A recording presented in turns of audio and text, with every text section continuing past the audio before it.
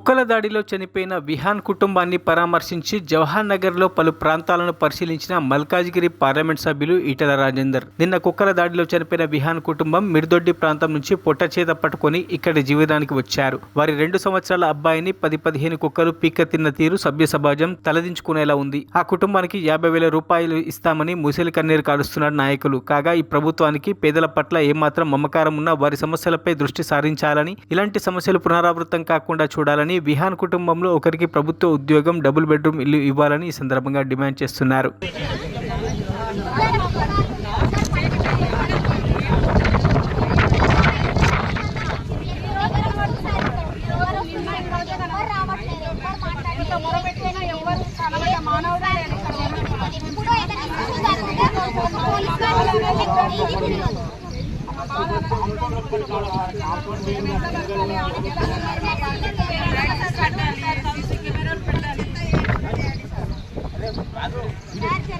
మరిన్ని అప్డేట్స్ కోసం మా ఛానల్ని సబ్స్క్రైబ్ చేయండి.